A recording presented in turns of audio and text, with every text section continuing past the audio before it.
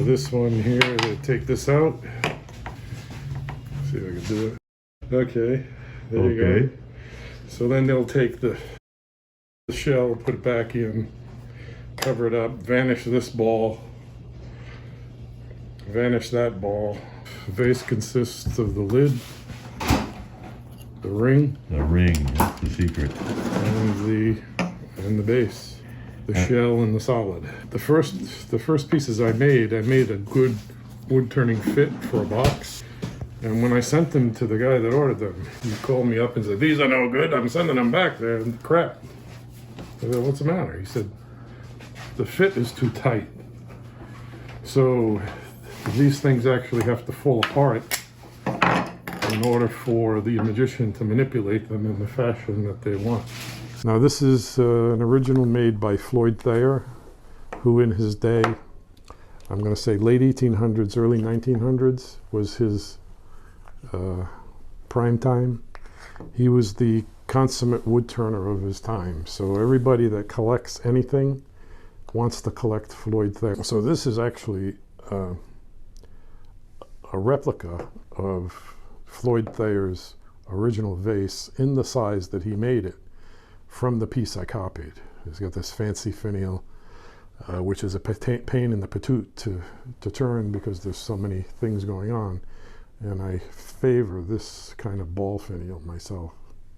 So how did you learn this? I just figured it out. When we moved back to Rhode Island, I got a phone call. So they sent me a sample. And I kept the sample around for about 6 months trying to figure out how do I even start with this thing. One Sunday afternoon, I finally sat down and just measured everything with a pair of calipers and a ruler. And then it dawned on me that I have to start with the solid and the shell first. Making the drawings made me think. So that's how I started.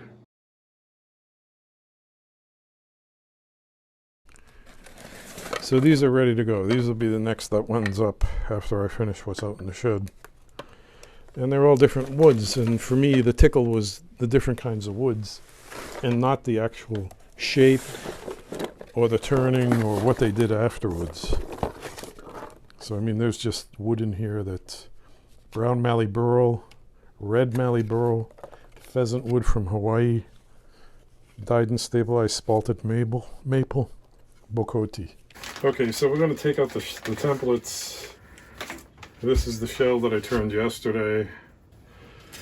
This is the template for the inside of this shell. It's a little 1/4 inch spindle gouge, 16th inch parting tool, a little 1/2 inch skew, generally used as a scraper, not hardly used as a skew.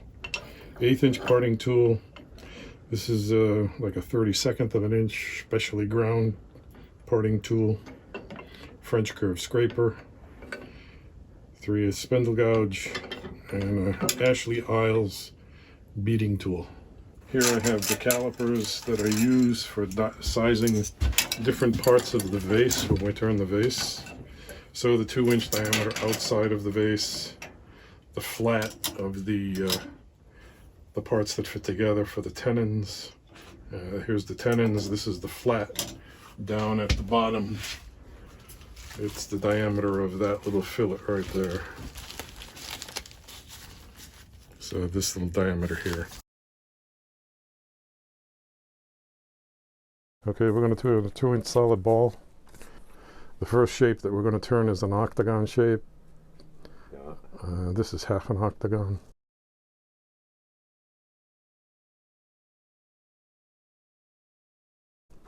And then we'll turn each of those facets into quarters and then take the corners off. It's cherry. It's a lot of sapwood.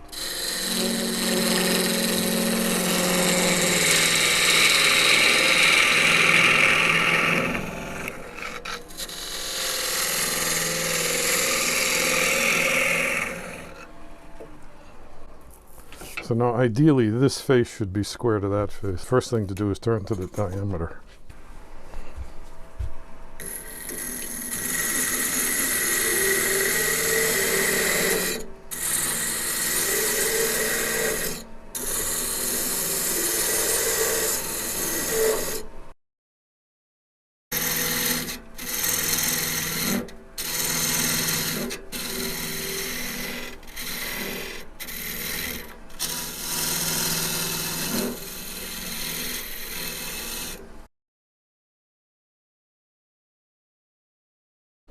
Okay, so there's one corner of the octagon, the other corner. And then down this side is that corner. So let's draw those in. So there's the center line. We'll put that up. And here's the other side of the ball. Okay.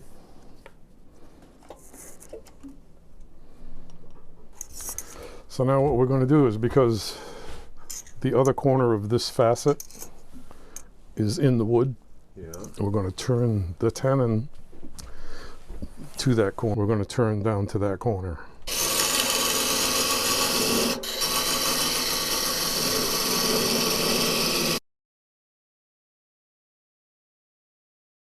Yeah.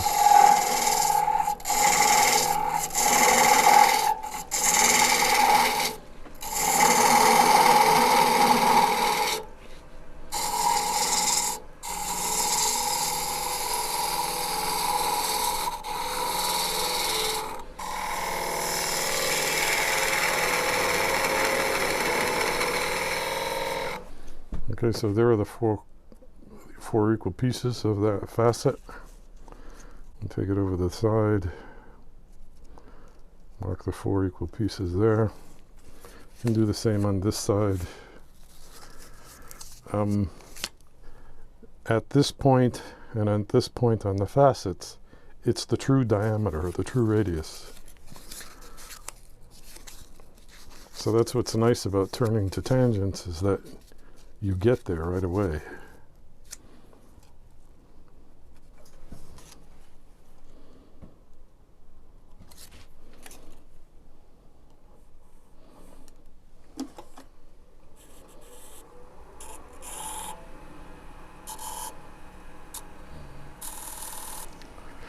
Okay, so again, the other corner, this other corner on this, for this facet, is in the wood.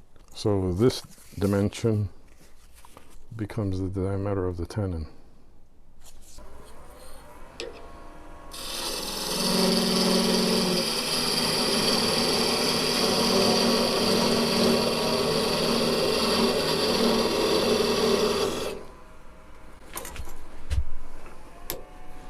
Okay, so then we're going to turn the corners away.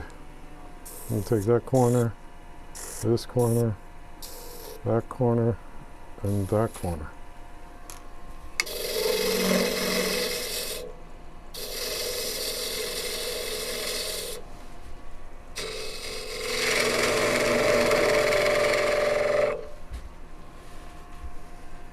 And then I'm just going to use a skew as a negative rake scraper.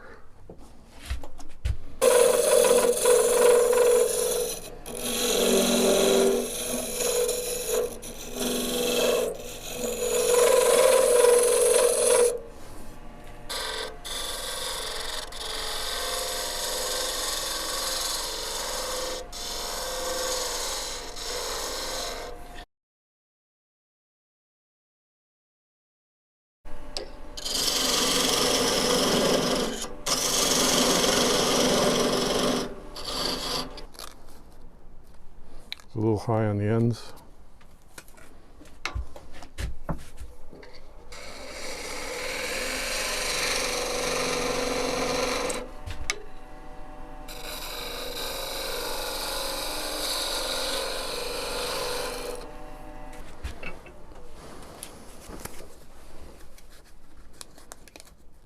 Close enough. That's pretty good. It's a flat spot there.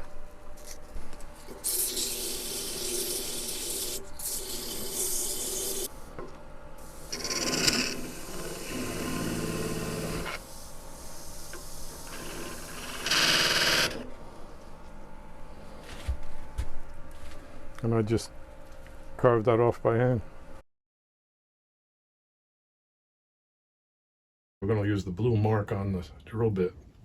So that's the first thing we're going to do.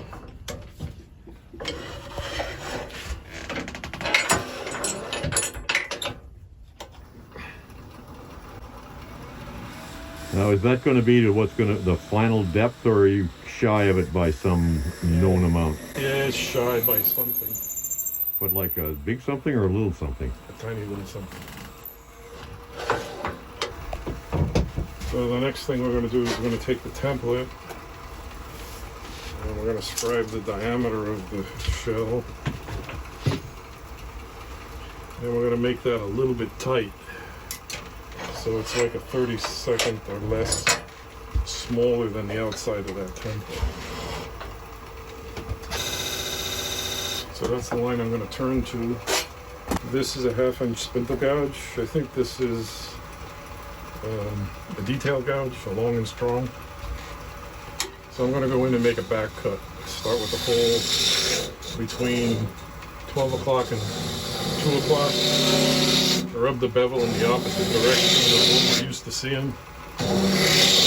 And we're just going to follow it out.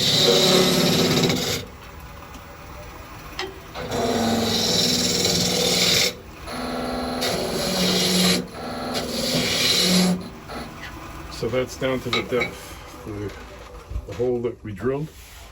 So now to turn up this larger diameter, I've got to raise the tool rest because you saw that I was struggling to get it to ride the bevel when it was down a little bit lower. So now I'll come up and get that bigger diameter.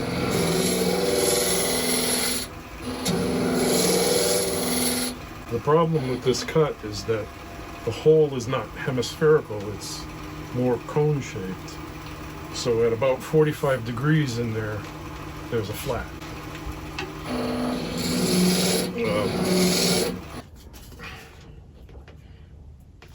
So we erred on the side of caution. We didn't take the whole cut. And we'll scrape that out with the French curve scraper.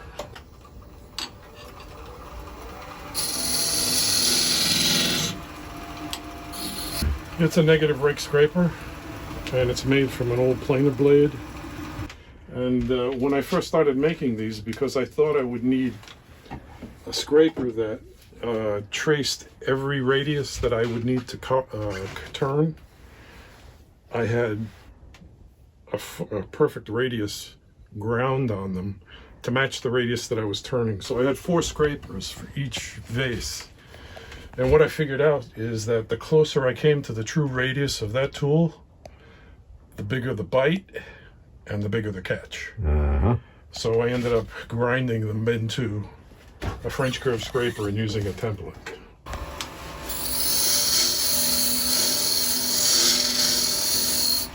Okay, so now I've gone to the diameter that we scribed with the dividers. Check it, it's still too tight.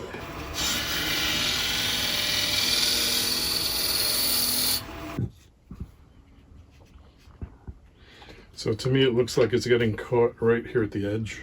Looks like it might be down to here. Might be down to there that it's too tight. I mean, fortunately on this piece I've got plenty of wood. If I need to go deeper to make it right, I could. But sometimes there's just barely enough wood to get the shell out. Check to see the ball fits. The ball doesn't fit because it doesn't fall out, you see? So that's gotta be able to fall out of that shell.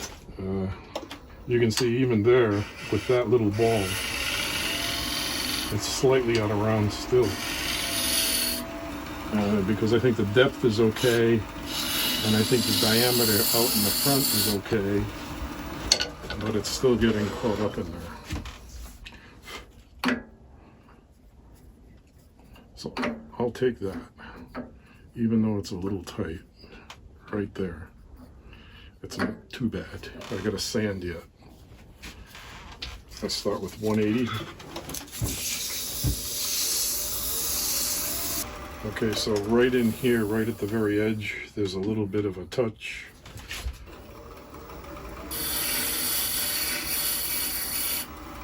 I have to turn it away because I couldn't sand it away.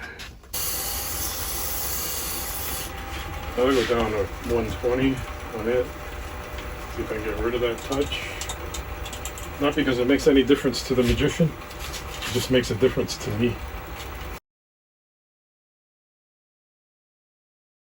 We'll sand up to 400 and call it good.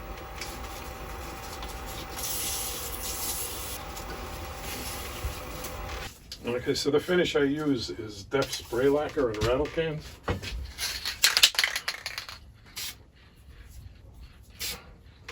Give it a little spritzing.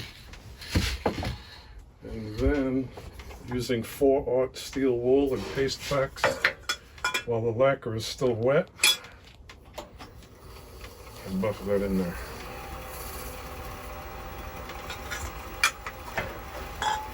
And everybody says, well, why do you put the wax on while it's still wet? The answer is, Sal Marino told me to. Okay, so we're just going to turn the outside of the shell to diameter.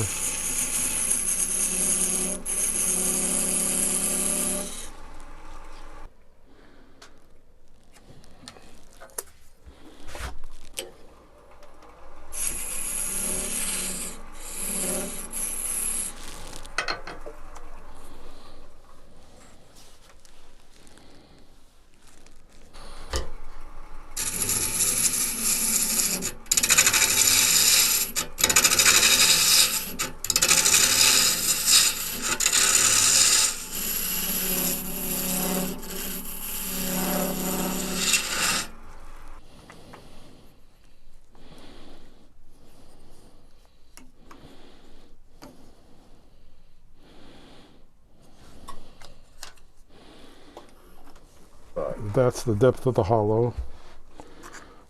Okay, so this is the template I'm going to use to mark where these facets are that I'm going to turn to approximate the outside diameter of the shell. So you can see there's the center line of the radius. This is a little flat spot that'll be included in the ring of the finished piece. I'll turn that diameter at the bottom of that facet. So I'll turn down to that point right there with the parting tool.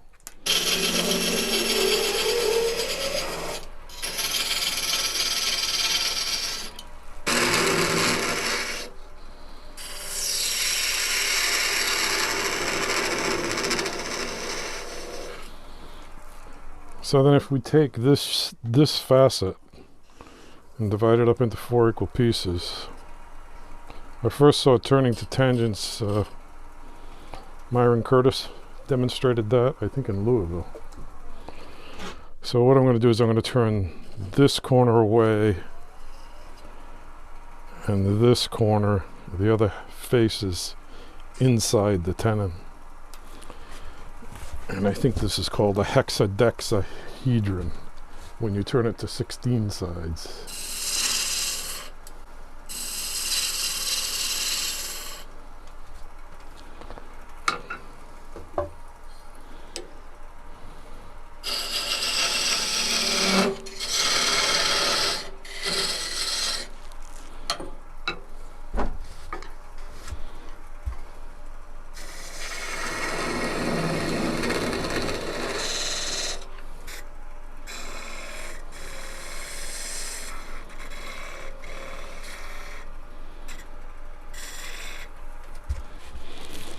So I sanded out the facets that are going to be too close to the chuck to sand.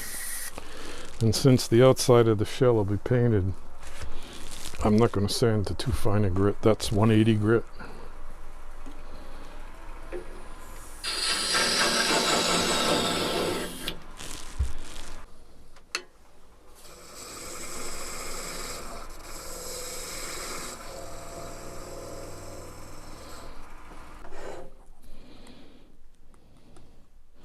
So we're pretty close, we're not right on.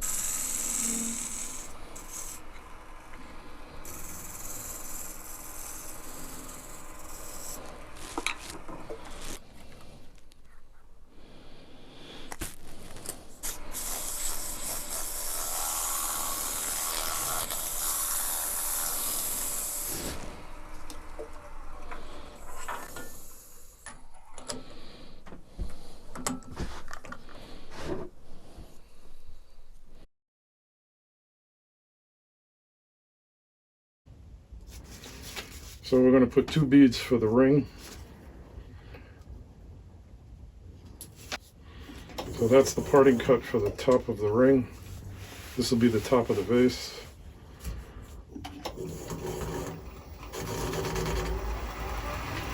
And that'll be the ring.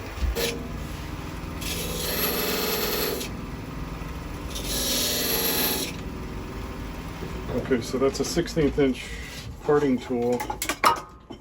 That's the ring right there, yep.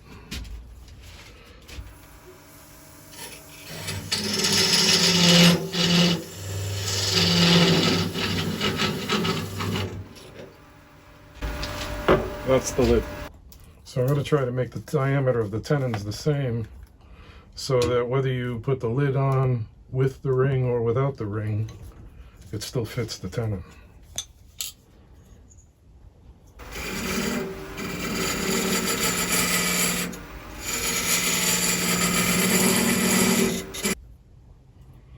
So I'm going from the outside of one side of the shell to the inside of the other side of the shell, so they got a little extra meat.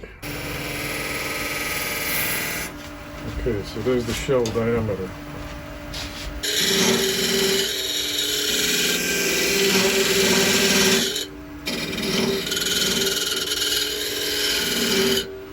Okay, you can see it's getting pretty close to where the mark is for the shell. So I'm going to leave it good and call it good for now.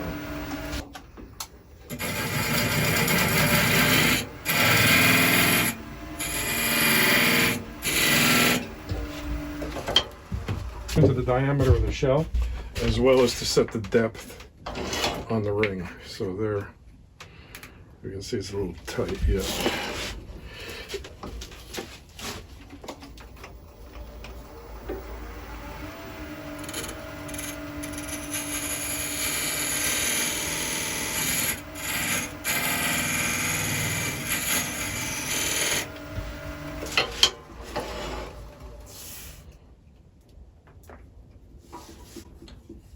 That's it. It's a little tight, but by the time I sand it and fit the rest of it, it'll have to work. So now I'm going to use that little beading and parting tool to scribe where the bead is going to be.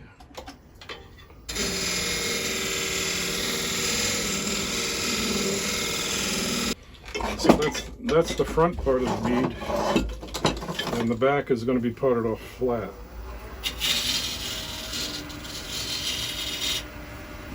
This is the rim that's going to hold the shell.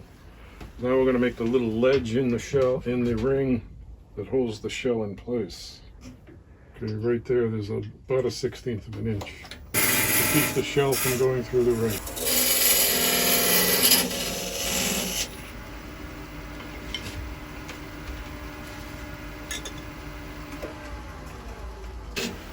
Okay, so that's the tenon for the ring to sit on when we turn the little recess for the bottom of the ring.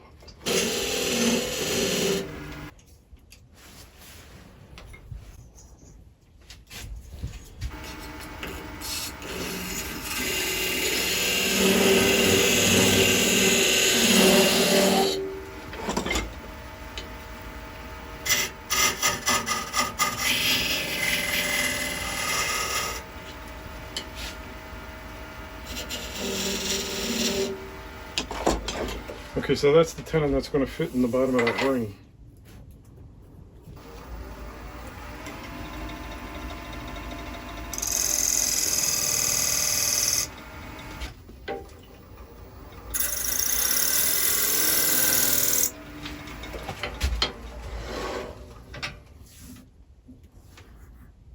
Okay, so what I want to do is I just want to turn the inside of the edge there to fit the ball through.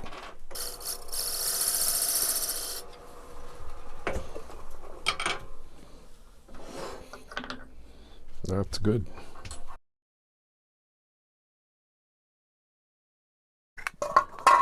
Because the curve of the inside of this is roughly parallel to the outside, it's plenty easy to turn, but because you're shoving the shell up higher than the center of the outside, the tendency is to come through on the edge. So the bigger I can start on the outside, the easier it is to turn on that part.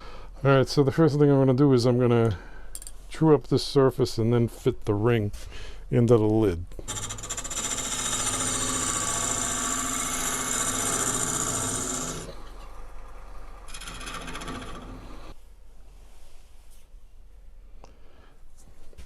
So I'm going to turn this a little tight so that I can sneak up on the fit.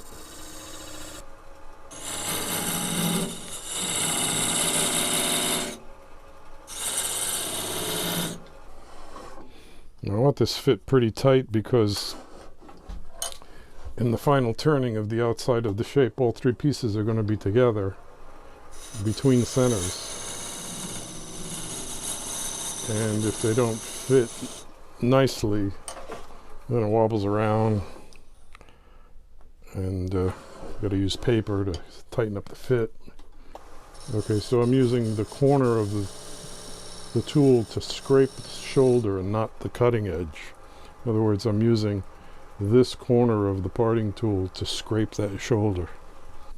So now here's where you make it or break it. You either hit it or miss it.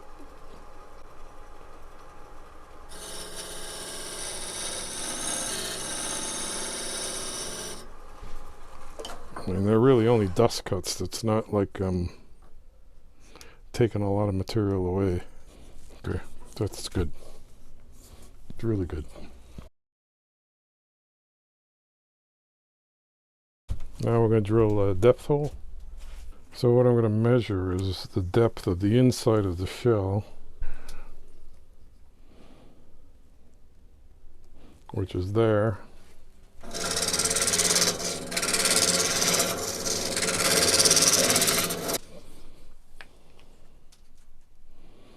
So we're down to about a 32nd. So I'll just take that 32nd out of the top there. Hopefully we got enough room left.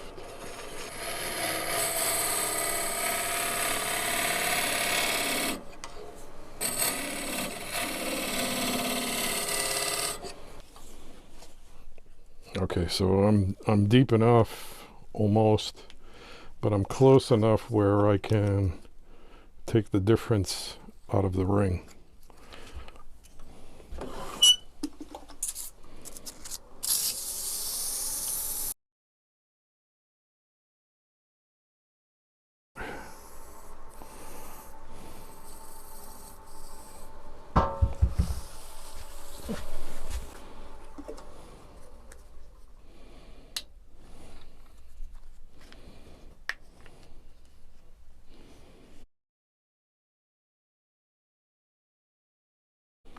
This ring is going to fit on that shoulder.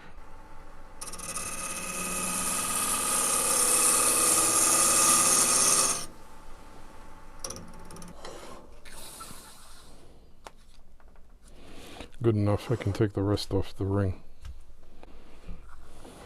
But you see now I got a little bit of slop in there, which I don't like.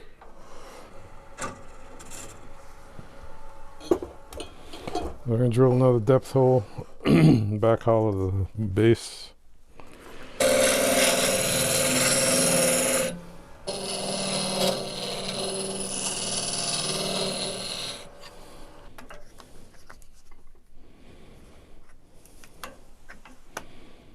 There we go. Okay, so we got the shell, the ring, and the solid ball all nested together. Check the fit.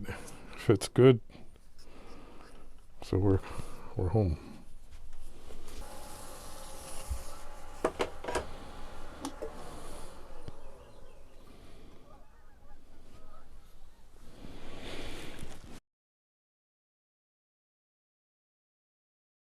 So I'm going to go ahead and rough out this base a little bit before I turn it around, because the chucking between centers gets to be pretty tenuous. Easier to take as much wood away now as any other time.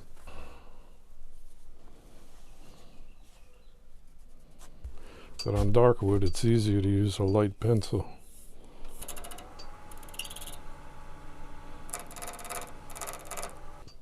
These two lines represent this bird's beak right here.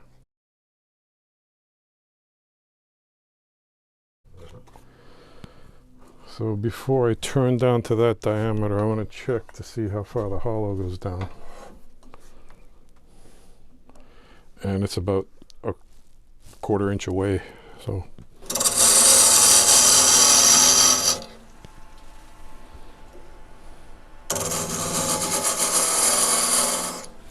So the shoulder I just turned is that flat right there.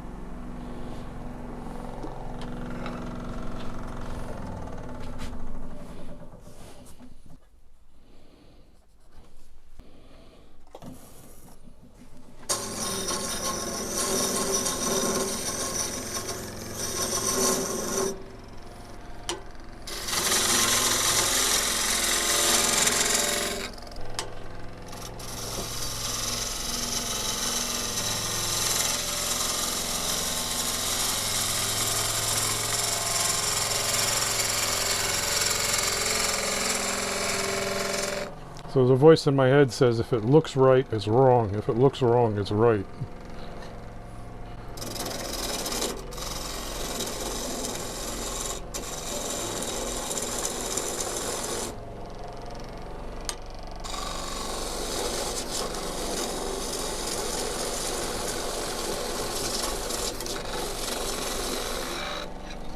Now the hard part. This template is made to fit that curve when this edge touches the outside of the beak and this edge touches the shoulder. So the center line needs to be always lined up there, and you can tell where the high points are and where they're not. That's also the diameter.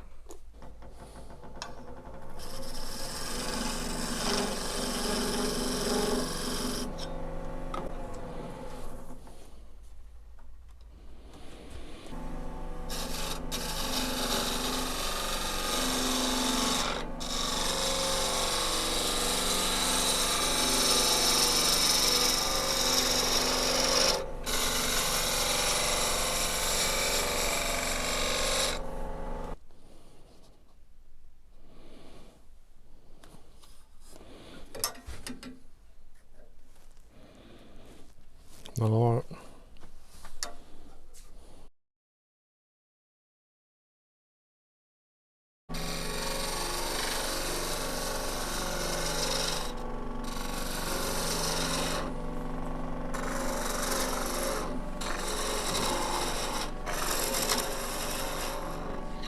For me, that needs to be about 1/4 inch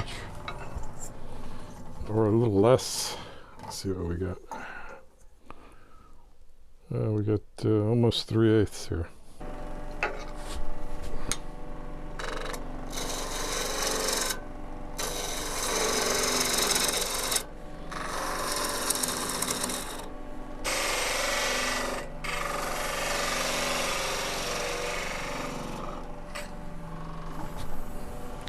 that beak right there needs to be 90 degrees or parallel with the waves of the lathe, and then go into a radius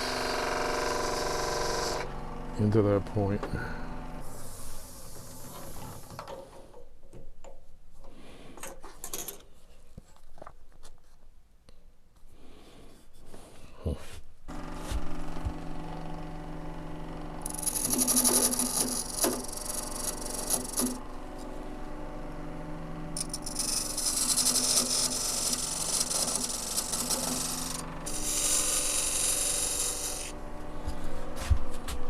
Three grooves on the bottom.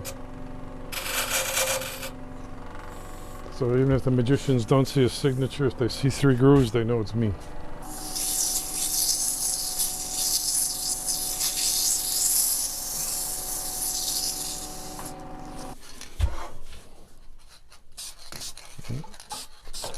Oh, that's so pretty.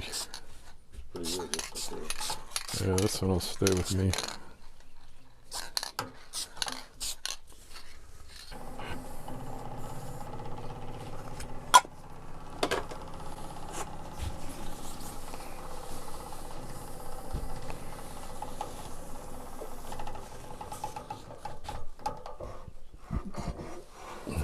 Okay. Got the bottom done, except for the very underside. The ring is mostly done. The shell is done, and we were working on the lid.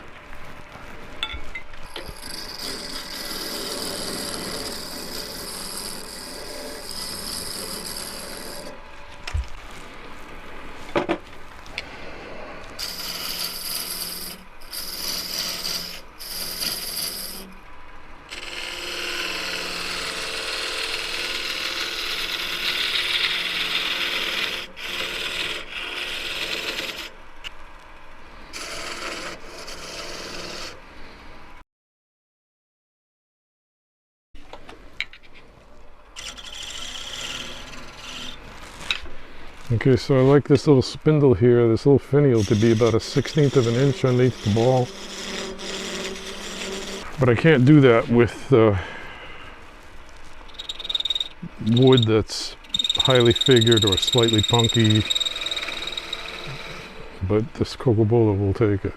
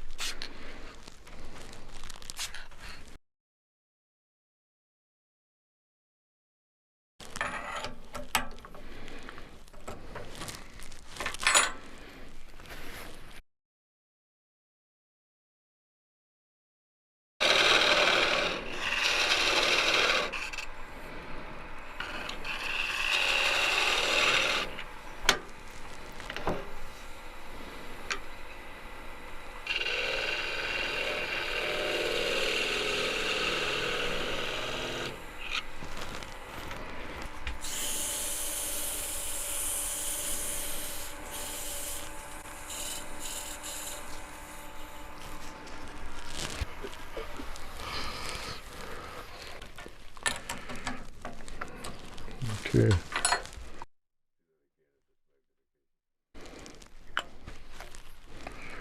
Okay, the base, the solid ball,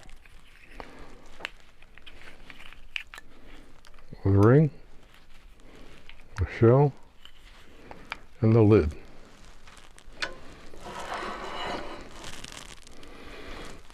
These work by means of dumping out the shell and the ball at the same time and multiplying the ball.